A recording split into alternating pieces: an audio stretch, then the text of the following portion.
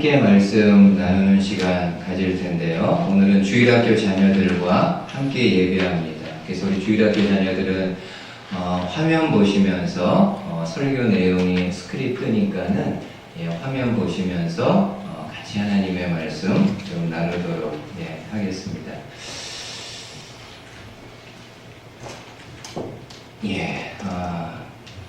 지난번에 우리가 자녀들과 함께 예배할 때 기도에 대해서 그리고 하나님의 말씀에 대해서 말씀을 나누었는데 오늘은 복음에 대해서 예수님의 복음에 대해서 여러분들과 함께 말씀을 나누려고 합니다. 여러분이 아는 대로 그 히말라야 산이 있습니다. 이 히말라야 산은 모든 산악인의 로망이자 꿈이라고 이야기합니다. 그런데 히말라야 산은 너무 위험한 곳이에요. 지금까지 많은 사람들이 이 산을 등정하다가 생명을 잃었습니다. 히말라야에는 여러 산들이 있는데 그 중에 가장 높은 14개의 봉우리가 있다고 이야기합니다. 보통 그 14개를 14좌라고 이야기를 합니다. 지금까지 전 세계적으로 이 14개 봉우리를 다 등정한 사람은 한 30명 정도밖에 되지 않는다고 합니다. 우리나라에 많은 산악인이 있습니다. 유명한 산악인 어몽길 씨, 여러 사람들이 있는데 그 중에 박정원 씨가 있습니다. 이 박정원 씨가 30대 중반에 한 후배와 함께 히말라야 산을 죽을 힘을 다해서 올라간 다음에 거기에다 태극기 꽂고 내려옵니다. 내려올 때 두 사람이 밧줄로 로프로 연결해서 함께 내려오는데 그만 후배가 발을 잘못 디뎌가지고 빙하 사이에 있는 계곡으로 빠집니다. 순간적으로 박정원 씨가 그 밧줄을 잡습니다. 둘 다 위험한 상황입니다. 아마 여러분들이 머릿속으로 그림이 그려질 겁니다. 두 사람이 아주 위험한 상황인데 그럼에도 박정원 씨가 이 밧줄을 놓지 않고 계속 붙잡고 수시간에 걸쳐서 조금씩 당겨가지고 결국에는 후배를 그 계곡에서 끌어냅니다. 두 사람이 한국에 도착하자마자 바로 치료를 검사를 받았는데 박정원 씨는요, 이 손가락이 너무 손상이 되어가지고 10개의 손가락 가운데 8개의 손가락을 절단하게 됩니다.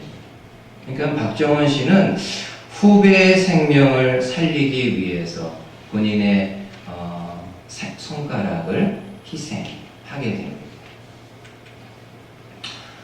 여러분, 살면서 내 것을 다른 사람에게 주는 거, 내 것을 다른 사람과 나누는 거는 결코 쉬운 일이 아닙니다. 비근한 예로 내게 있는 돈, 내게 있는 재산을 다른 사람에게 주는 거, 다른 사람과 나누는 거는 말은 멋있을 수 있지만 실천으로 옮기기에는 너무 힘든 일입니다. 이게 어떻게 해서 번 돈이고 이게 어떻게 해서 모은 재산입니다. 여러분, 성경에도 이야기가 나옵니다. 하루는 한 청년이 예수님을 찾아옵니다. 이 청년은 부자 청년이라고 이야기합니다. 청년이 예수님에게 묻습니다. 내가 무엇을 하여야 영원한 생명을 얻을 수 있겠느냐? 그때 예수님이 청년에게 하나님이 주신 계명들을 다 지키라고 이야기합니다. 맞습니다. 하나님이 주신 계명들을 다 지키면은 하나님이 주시는 영원한 이터널 라이프를 얻을 수 있습니다. 청년이 뭐라고 대답합니까? 내가 어려서부터 다 지켰다. 이야, 대단하죠. 여러분, 이 세상에 어느 누구가 하나님의 계명을 다 지키며 살고 있다고 감히 말할 수 있겠어요? 근데 그럼에도 이 청년은 정직하게 속이지 않고 내가 하나님의 계명 다 준행하고 있다라고 이야기합니다. 귀하죠. 예수님이 청년에게 마지막으로 묻습니다. 네가 가지고 있는 재산 다 팔아서 가난한 사람들에게 나누어주고 너는 나를 따르라고 이야기합니다. 청년의 반응이 어떻습니까? 이 청년은 부자고 재산이 많았기 때문에 근심하며 그냥 돌아갔다라고 이야기를 합니다. 여러분, 이처럼 내가 가지고 있는 것을 다른 누군가와 나누는 것은 정말 힘든 일입니다. 근데 조금 더 한번 생각을 해보십시오. 여러분, 이처럼 내 재산을 다른 사람에게 나누어 주는 것도 힘든 일인데 하물며 하나밖에 없는 내 생명을요 다른 사람에게 주는 것은 어떨까요? 이거는 있을 수 없는 일입니다. 돈이야 주고 또 내가 벌면 되지만은 생명은 하나밖에 없는 생명인데 이 하나밖에 없는 생명을 다른 누군가를 위해서 준다? 이건 정말 있을 수 없는 일입니다. 여러분, 세계 최초로요 히말라야 14개 봉우리를 처음으로 등정한 사람이 있는데 이탈리아 출신의 산악인입니다. 그의 이름은 라이놀드 메스너라는 사람입니다. 한 번은 이 메스너가 1986년에 동생과 함께 히말라야 한 봉우리를 등정하고 내려옵니다. 마찬가지로 밧줄로 둘이 연결을 해서 내려오는데 그만 동생이요 내려오다가 발을 헛디뎌가지고 벼랑 끝으로 떨어집니다. 마찬가지로 메스너가 순간적으로 동생과 연결된 밧줄을 벼랑 끝에서 붙잡고 있습니다. 근데 너무 이게 위험한 상황입니다. 그리고 붙잡고 있는 메스너 입장에서도 더 이상 붙잡을 수 없는 그런 상황입니다. 벼랑 끝에 매달려 있는 동생이 잘 알고 있습니다. 그래서 형인 메스너에게 이야기를 합니다. 밧줄을 끊으라. 나는 죽고 그래도 형은 살아야 되지 않는가. 밧줄을 끊으라고 이야기를 합니다. 이 메스너가 눈물을 머금고 밧줄을 끊고 본인의 생명을 구합니다. 여러분, 이처럼 생명은 하나밖에 없는 것이기 때문에 이 세상의 어떤 것과도 바꿀 수 없습니다. 어떤 것과도 대신할 수 없습니다. 그렇기 때문에 내게 있는 하나밖에 없는 생명 다른 누군가에게 준다? 상상하기 힘듭니다. 그래서 예수님도 말씀하세요. 마태복음 16장 한번 보세요. 사람이 만일 온 천하를 얻고도 제 목숨을 잃으면 무엇이 유익하리요? 사람이 무엇을 주고 제 목숨을 바꾸겠느냐? 사람이 만일 온 천하를 얻고도 제 생명을 잃으면 무엇이 유익하리요? 사람이 무엇을 주고 제 목숨을 바꾸겠느냐? 그러면서 예수님은 하나밖에 없는 이 생명을 다른 누군가를 위해서 주는 사람, 다른 누군가를 위해서 주는 것이 있다고 하면은 그것은요, 이 세상에서 가장 큰 사랑이라고 말씀을 합니다. 근데 오늘 본문에서 바로 그 큰 사랑을 보여줍니다. 여러분, 디도서 2장, 오늘 본문 말씀인데 14절 한번 여러분 보세요. 디도서 2장 14절에 이렇게 말씀합니다. 그가 우리를 대신하여, 여기서 그는 예수님 이야기합니다. 예수님이 우리를 대신하여 자신을 주심은 모든 불법에서 우리를 속량하시고 우리를 깨끗하게 하사 선한 일을 열심히 하는 자기 백성이 되게 하려 하십니다.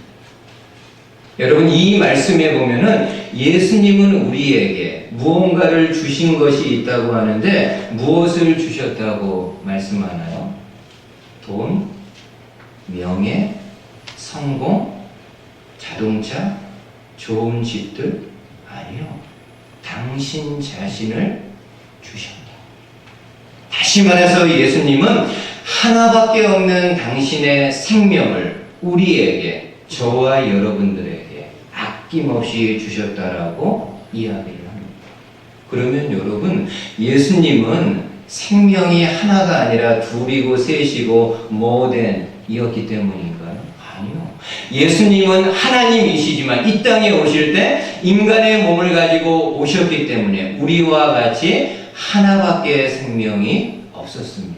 그럼에도 예수님은 당신에게 있는 하나밖에 없는 생명을 우리를 위해서 아낌없이 내어 주시게 됩니다. 그럼 도대체 우리는 어떤 사람, 저와 여러분들은 어떤 사람이길래 하나님이신 예수님은 당신의 하나밖에 없는 생명을 우리에게 주셨을까요?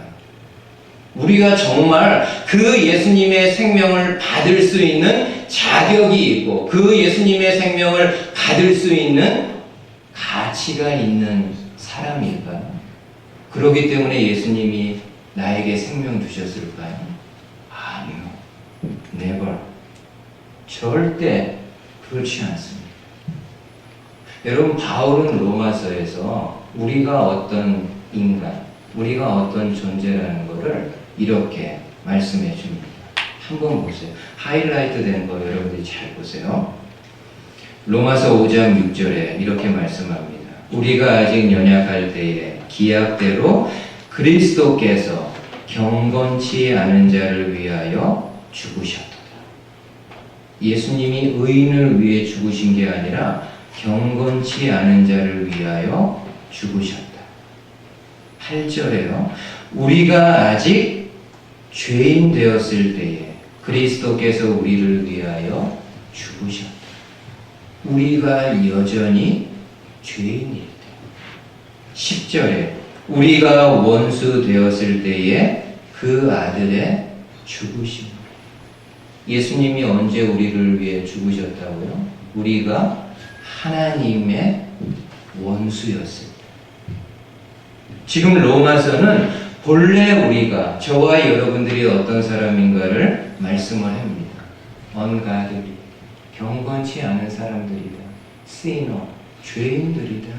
God's enemy, 하나님의 적들이다. 하나님의 원수된 자들이라고 이야기합니다. 예, 맞습니다. 로마서의 말씀대로 저와 여러분들은 경건한 사람 아니고 의인도 아니고요. 오히려 죄인이고 하나님이 미워하시는, 하나님이 대적할 수밖에 없는 죄인이지만은 그럼에도 예수님은 우리를 위해서 당신의 생명을 내어 주시게 됩니다.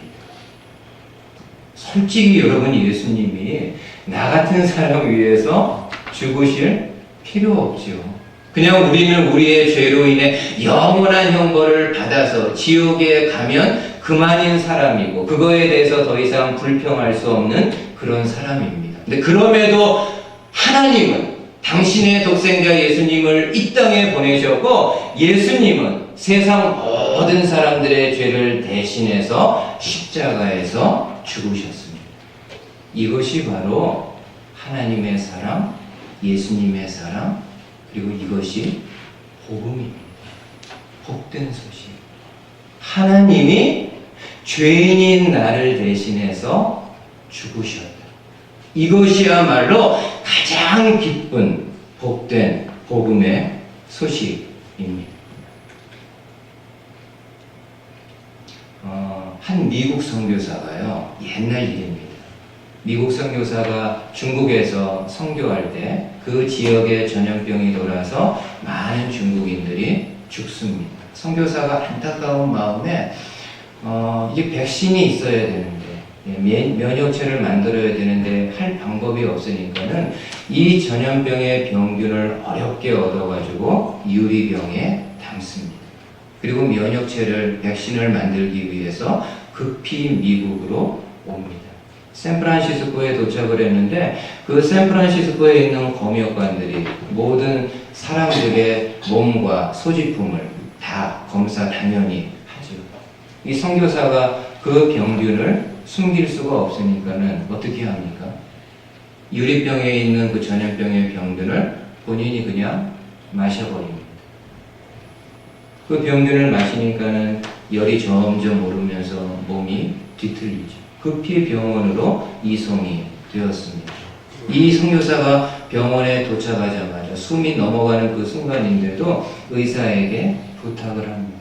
내 몸에 지금 중국에서 발병한 전염병 병균이 있는데 이것을 뽑아가지고 백신을 만들어가지고 중국에 보내달라.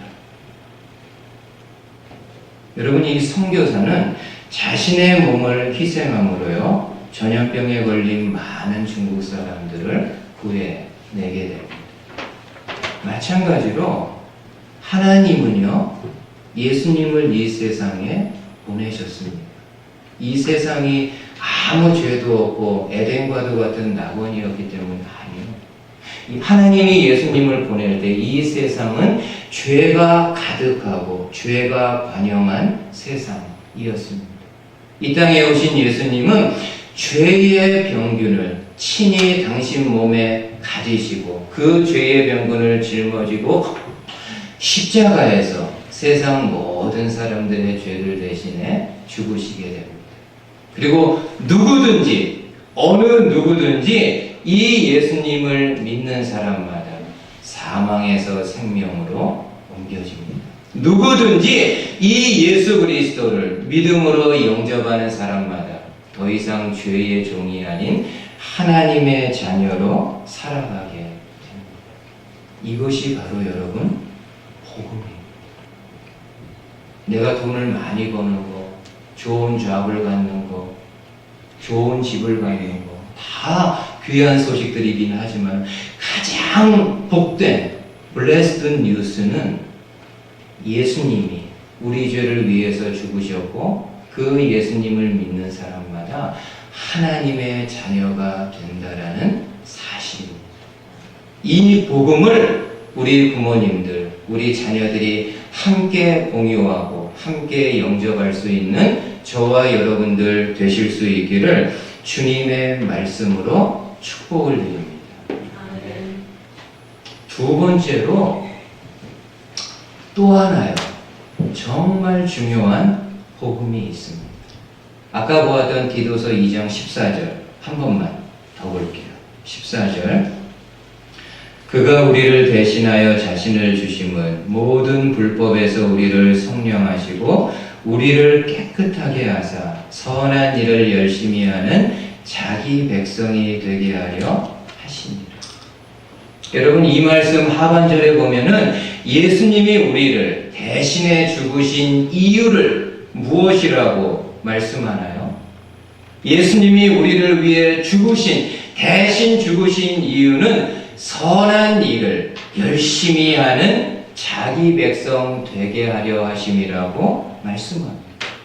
다시 말해서 예수님이 우리를 위해 죽으시고 우리를 위해서 하나밖에 없는 생명을 내어주신 것은 우리로 하여금 이 땅에서 선한 일을 열심히 하는 하나님 백성 되게 하기 위함이라고 말씀합니다. 여러분, 하나님을 믿는 백성의 외적인 특징은 어떤 게 있을까요?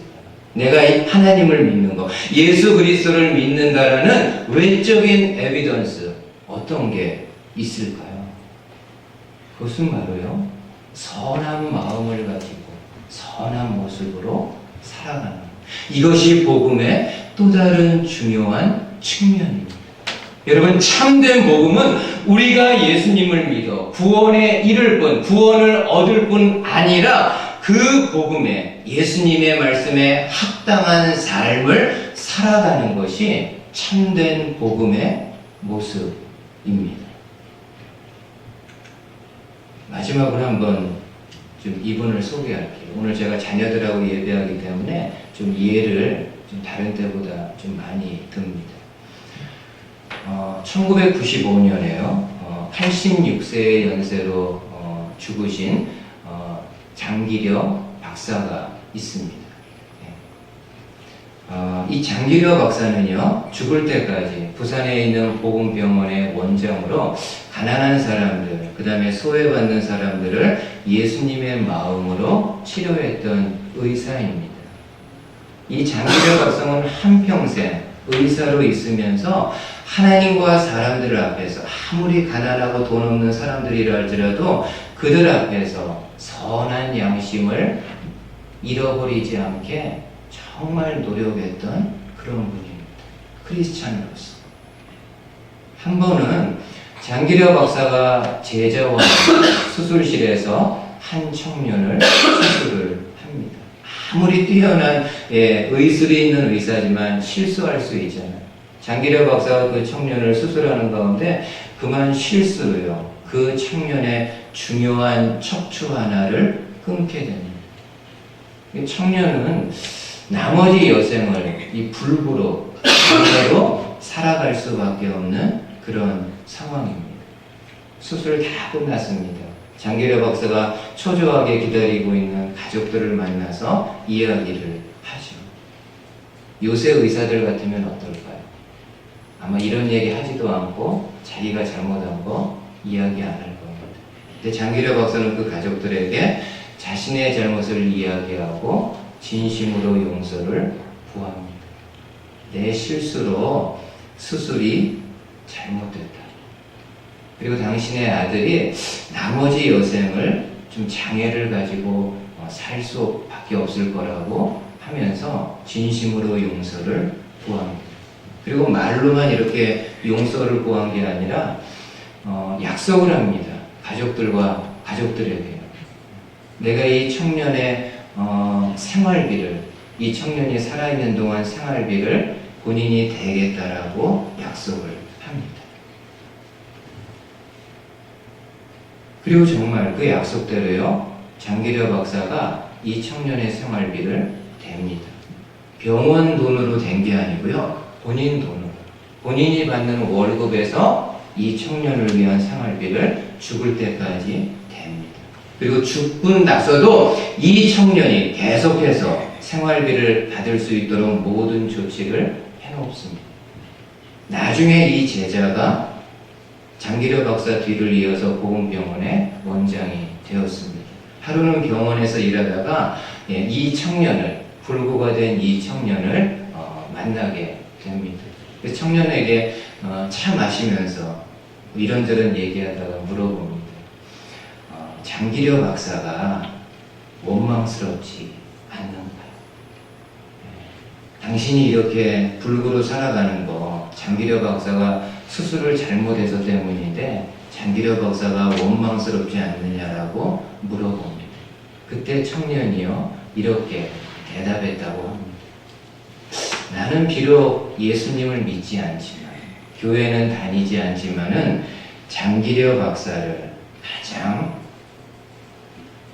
존경하고 있다. 나는 예수님을 믿지 않지만은 선한 마음, 선한 양심을 가지고 나와 가족들을 대했던 장기려 박사를 가장 존경한다라고 이야기를 합니다.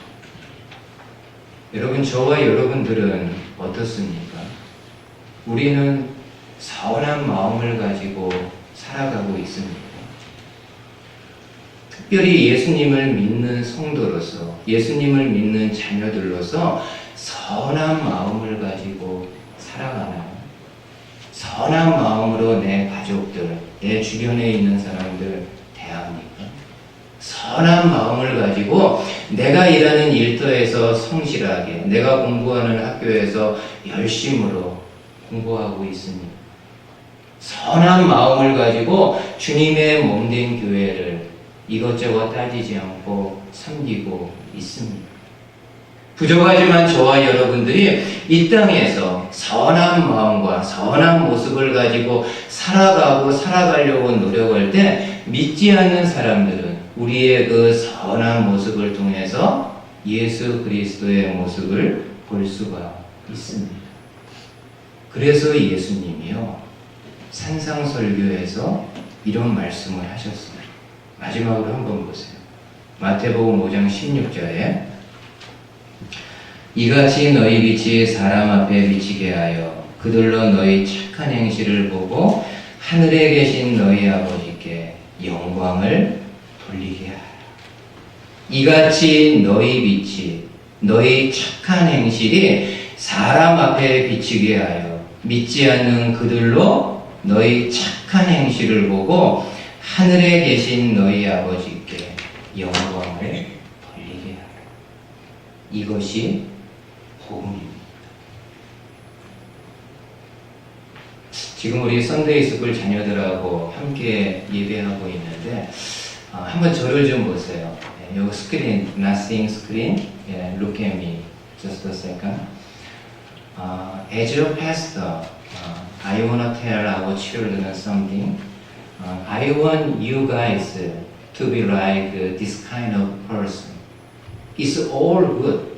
It's all good for you to study well and go to a good university and have a good job in future. This is a very important thing for your life. So in order to get this, you have to study hard for your school life. But there is something more important than this. That is, you become a true child of God with a sincere faith in Jesus who died of your sins. And when you study with the heart of Jesus and share your talent with others, their life becomes a blessed life in which God rejoices. Now, as you know, new school year begins, right? From next week or after 2 weeks, your new school year begins.